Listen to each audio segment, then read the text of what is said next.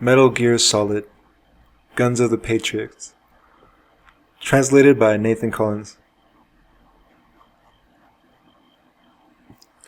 Prologue. Let me tell you a story about a grave.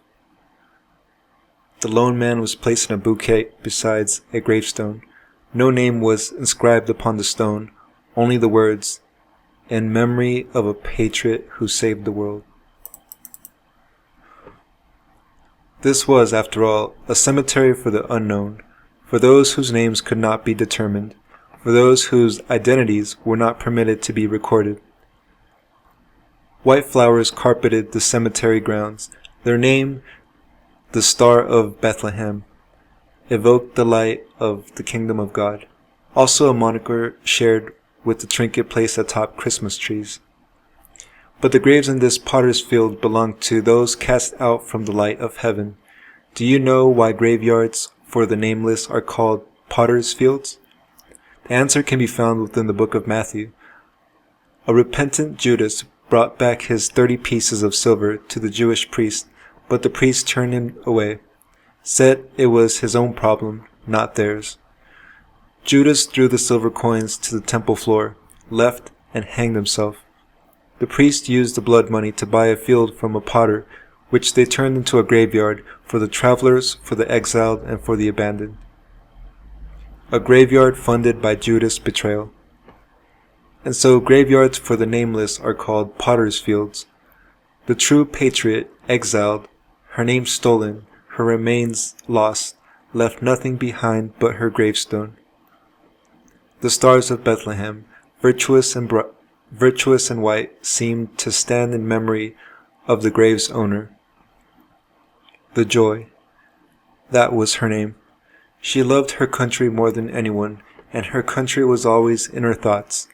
And yet this proud, beautiful woman was exiled, buried here, and stripped of her name. By all rights, the Joy's remains should have been properly laid to rest at Arlington, not abandoned in distant Russia. At the site of that same grave, 50 years earlier, another man's battle began. Oddly enough, he too had placed a bouquet on her gravesite. It was half a century ago, back when Russia was still called the Soviet Union, when the Soviets and the Americans threatened global destruction again and again, playing at their perilous staring contest with enough nuclear ordnance pointed at each other to destroy the world many times over and still have some to spare. The stars of Bethlehem had not yet taken root when the man stood there, motionless, his head tilted back to keep his tears from spilling. With that sorrow, that lonesome tableau, numerous battles were to begin. No one knows the real name of the true patriot. The Joy had many names: the Boss, the Mother of Special Forces, and in Russia, Voyevoda, meaning warlord. These were but a small sample, but the one name the man had never been able to learn was that given to her by her parents. The man standing at her grave had once been known as Snake. To state it more accurately, he had been one of the snakes. The story I have to tell is about these snakes. One tried to change the world. One tried to destroy it. One tried to protect it. There were many snakes, and there were many battles. I want to tell you how our world came to be what it is. I want to tell you the story of the snakes who shaped the world.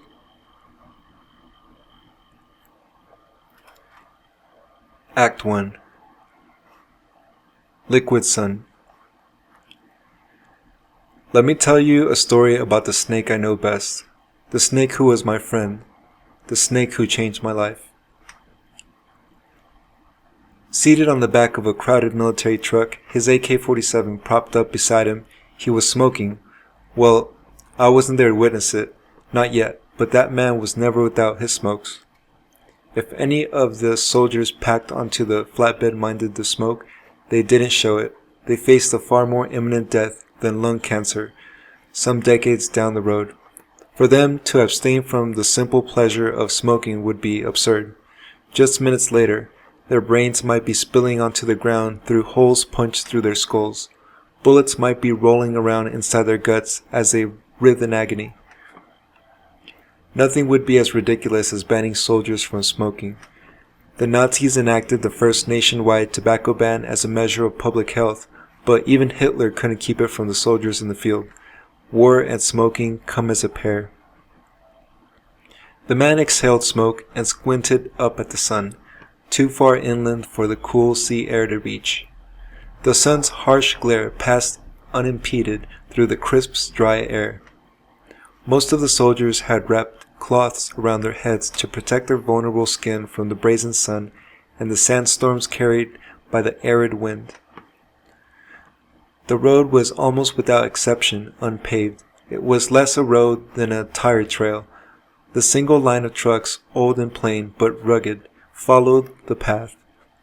From the grass between the wooden boards running along the sides of the flatbed, the man glimpsed the occasional stone building, all of them abandoned. They were approaching a city, or what had once been one. Its inhabitants had long since left, for how could a family casually go about their daily routine with bullets flying everywhere? A few men, known as operators, were mixed in with the soldiers, jostling about on the backs of the trucks. Most of the soldiers were local militiamen of varied experience and training. The operators had been sent by PMCs, or private military companies, to organize the rabble into a disciplined fighting unit. My friend was there in the guise of one such operator. He registered with the local PMC and came to the battlefield as a mercenary. PMCs were the enterprise of turning war into a living, the enterprise of providing the means to make war. PMCs offered the tools of waging war to any who sought them. They turned people who had never fired a single bullet in their lives into capable soldiers. They worked with arms merchants to provide the necessary material. Training, equipment, command, support, supply, medicine, all aspects of war were organized under the domain of business.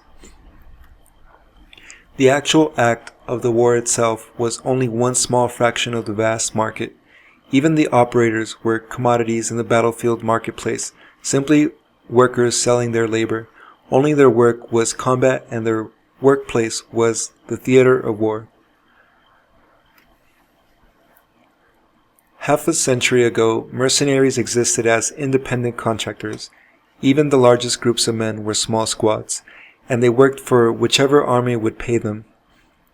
They didn't fight for the sake of any ideology, or for any nation's cause, or for a religious belief.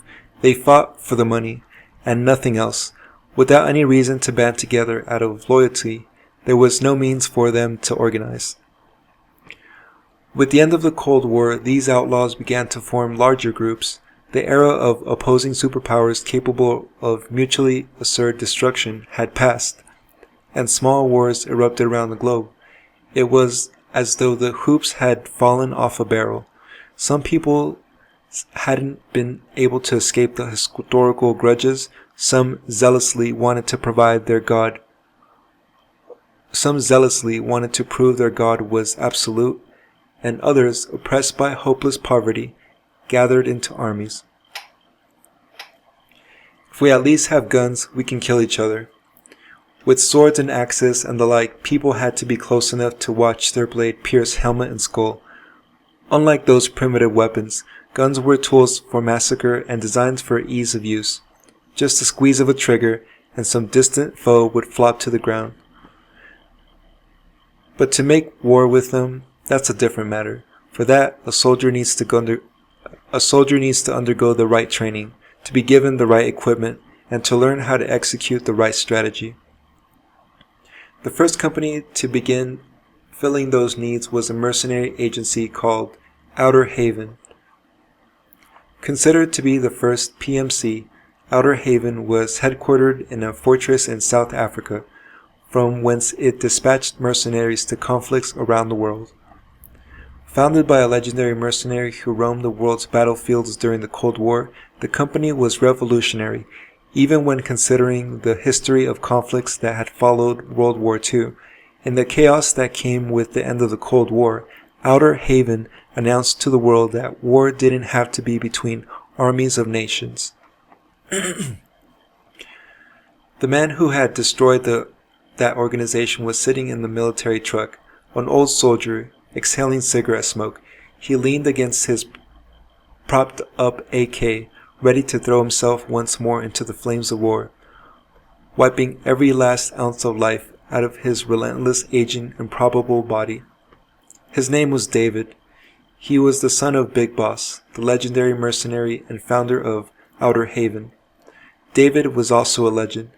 In the secret histories of war, he was known as Solid Snake.